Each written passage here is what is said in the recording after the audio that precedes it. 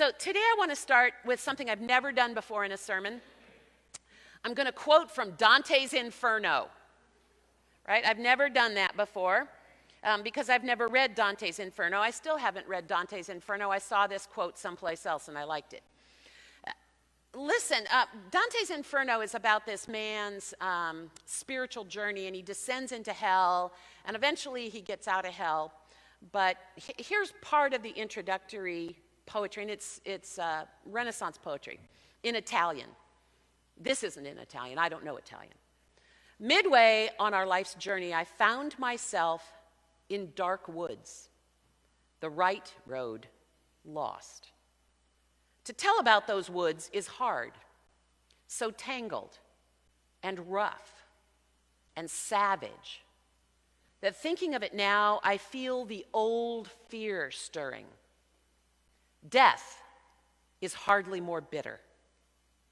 And yet, to treat the good I found there as well, I'll tell what I saw.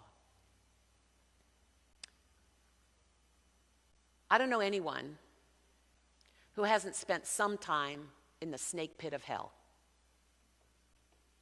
I don't know anyone who hasn't spent time in the snake pit of hell. You look around your life and you say, it is simply not possible for things to get any worse, and then they do. Or even more awful, you look around and your life is fabulous, and you still feel like you're in the snake pit of hell and you can't even figure out why.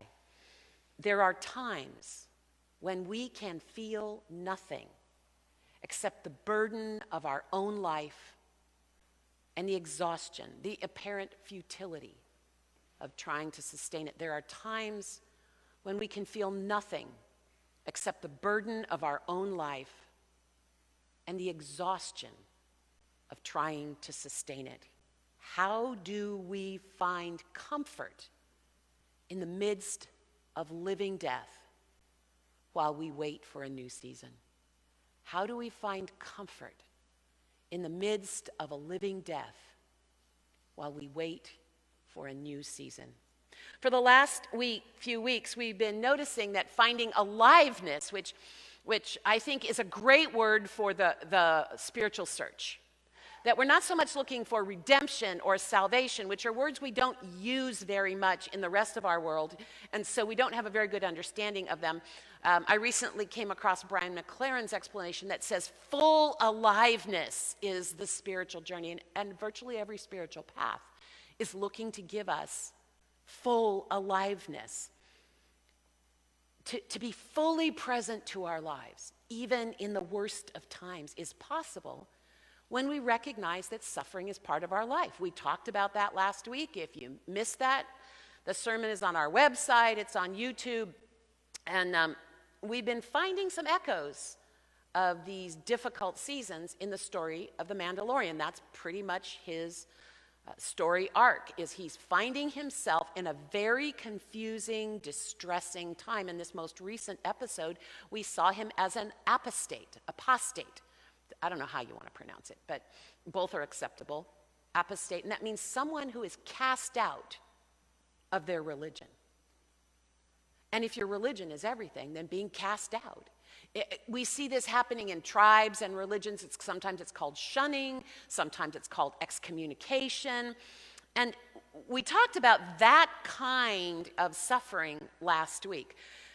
The kind of suffering that happens not just because life happens, and that's a thing too, but there's this kind of suffering, and we learned it from the Apostle Paul last week, that happens to us precisely because we are trying to follow the way, some way.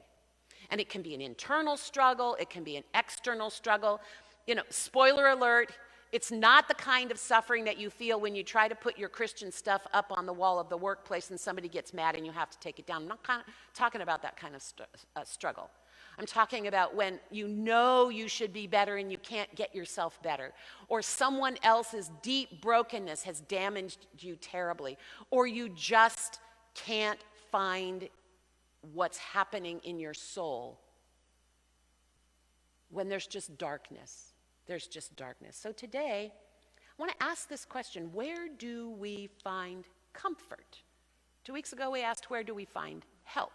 Today, where do we find comfort when we're in the middle of this? What is there for us in this spiritual journey while we are waiting for the medication to work, for the heartbreak of grief to fade a little, for the journey of therapy to unfold something in us, to find our way out of the maze of despond that we've wandered into and from which we simply cannot extricate ourselves? I've had long seasons of not knowing what to do with my life. Bleak seasons of not knowing whether my inner struggle would ever release me from its death grip. And because of this, I know a little something about the relationship between faith and despair, faith and depression, faith and discouragement. And the first thing I know is there is no magic answer. There is no magic answer. Medication is a good thing, though. So why are we talking about this in church? Isn't the church's answer, well, we just, give it to God. Just give everything to God. Don't we just turn to God for help and comfort? Don't we just accept our suffering as part of God's plan? Well, no. I mean, yes, but no. But maybe a little yes. I mean, it depends. It depends.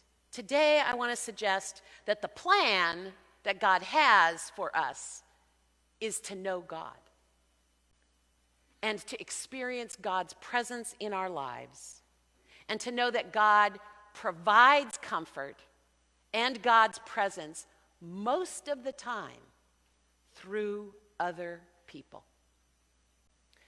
There's kind of this fabulous journey that goes from Psalm 130 to Psalm 23. Let me read you Psalm 130. Out of the depths I cry to you, O Lord. The depths. Isn't that just a great description? Lord, hear my voice. Let your ears be attentive to the voice of my supplication. If you, O Lord, should mark iniquities, who could stand? But there's forgiveness with you, so that you may be revered. I wait for the Lord, my soul waits. I wait for the Lord, my soul waits. So much soul work is waiting. And for those of us who can't wait 1.3 seconds for the guy in front of us to get his car going when the light turns green, the idea of soul waiting is impossible to imagine. My soul waits for the Lord more than those who watch for the morning. More than those who watch for the morning. So how does God show up for us in comfort? Mostly in other people. Comfort comes from fellowship. Comfort comes from solidarity. I tell you, if I had $1 every time one of my church members apologized to me and said, the reason I come for church is for fellowship.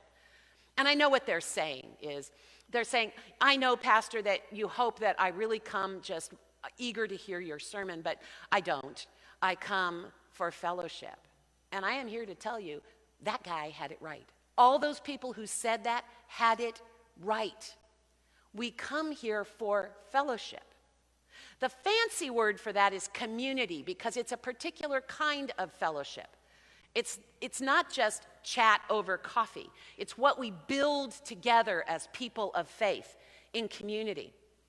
So let's start with what kind of fellowship, what kind of community, what kind of solidarity we're not talking about. Because I think it's important for us to pay attention to what we don't mean here. Comfort begins when we stop trying to offer the most palatable religious or even scientific explanation. We stop offering easy, trite answers. That's not fellowship. Comfort starts when we reject simplistic answers, whether they're religious or scientific, and we stop trying to say those things to one another.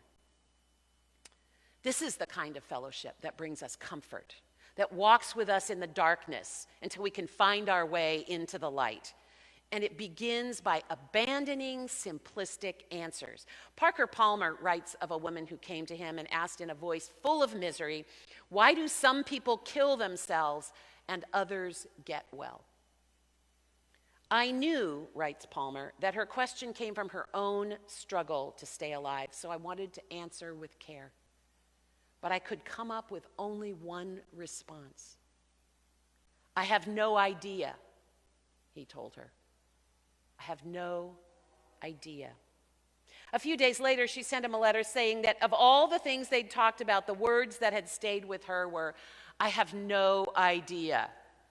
I have no idea." His response had given her an alternative to the cruel Christian platitudes that she had found in her church and the fanciful nonsense that her non-religious friends had tried to feed her. Comfort starts when we stop offering one another simplistic answers, whether they're religious or scientific. Embracing the hard parts of life are, parts of life. And it doesn't mean passivity or resignation or inevitability, and it certainly does not call for the idea that that is part of God's plan. Your suffering is not part of God's plan. If you don't remember anything else I say today, remember that. Your suffering is not part of God's plan. Your suffering is not part of God's plan.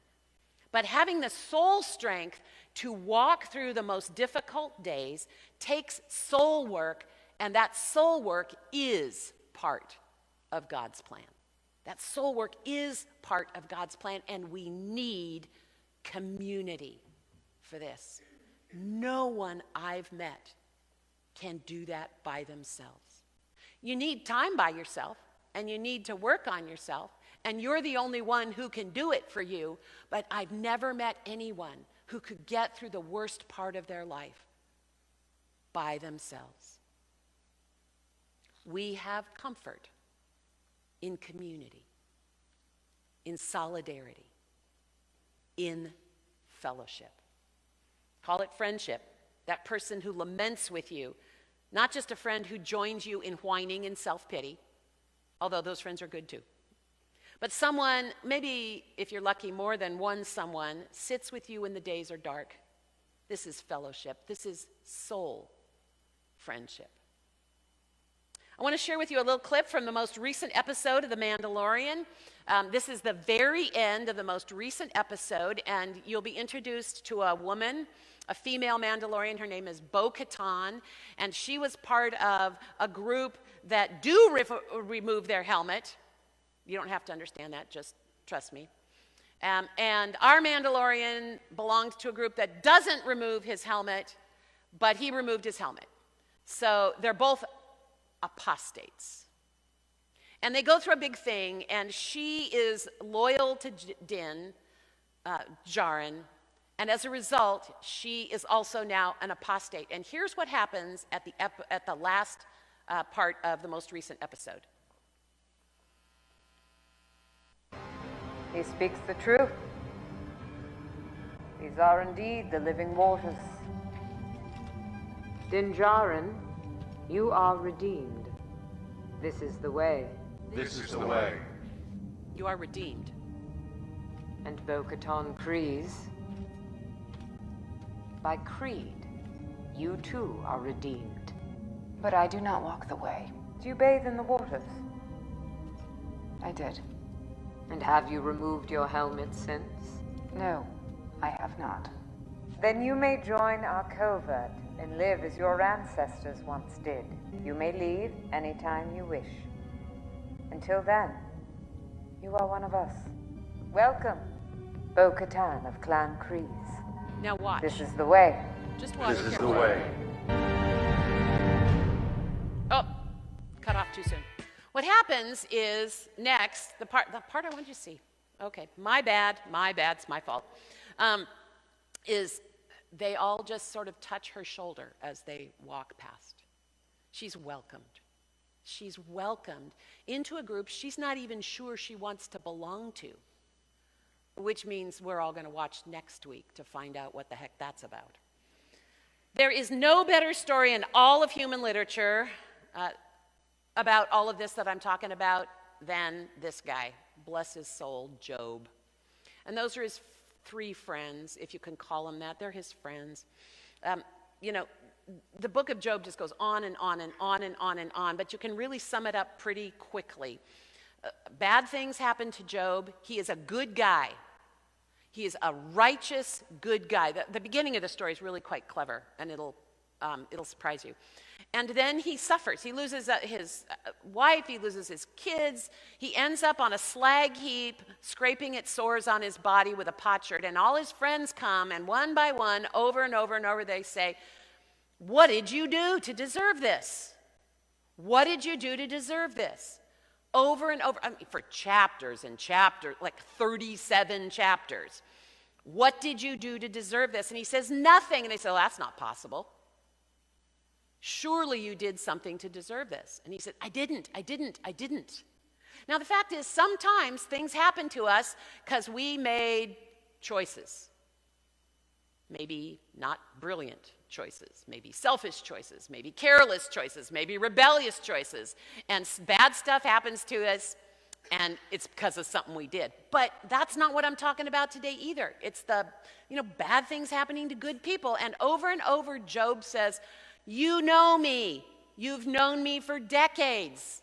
I'm a good guy. I'm righteous. I follow God. I follow the commandments. They said, yeah, but look at your life. You must have done something. It's not a very pleasant experience for Job. And spoiler alert, none of what they say is very logical. If you read it, you can see why they say it. It sounds just like a Hallmark greeting card. There must be an explanation. There must be an explanation. There must be an explanation, and there's really no explanation. And what really breaks the spell for Job, have you all read the book of Job? I don't want to spoil the ending for you. Okay, here's what happens. God shows up. God actually shows up and yells at Job. It kind of gets a scolding. He says, okay, Job, were you there when I laid out the four corners of the earth? The Bible has a flat earth. And Job doesn't say anything. And were you there when everything is, in other words, God is saying, so Job, are you God? Because doesn't look like it to me. And so Job doesn't get comfort from God's words. But Job gets comfort from God's presence. God shows up. God doesn't fix it. God doesn't change it. There's a little bit at the end of the book of Job where everything turns out okay for Job. He gets a new wife, an even better one this time, and more kids, and even more cattle and stuff like that. That part is almost certainly added on later. Almost certain, because, nobody likes a story that doesn't have a happy ending. But Job gets his happy ending. It just doesn't look like lots of cattle and a really good-looking younger wife. That's not his happy ending. His happy ending is God was present with him. He experienced God. Not help, just comfort in presence.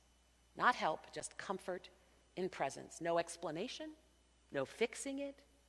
This is what God gives us, is comfort in presence. And most of the time, God gives it through other people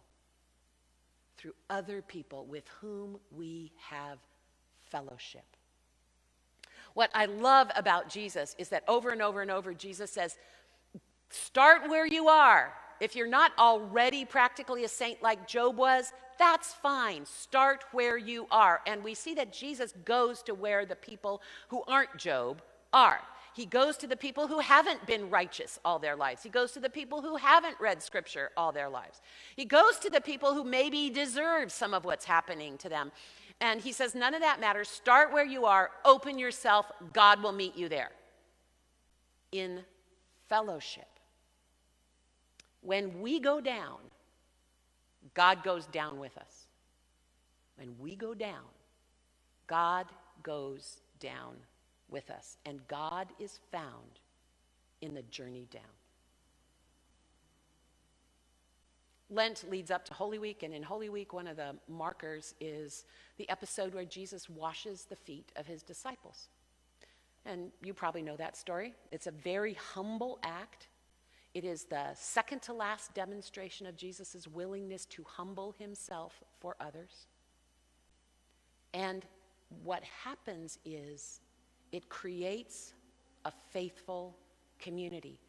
This is where the church starts.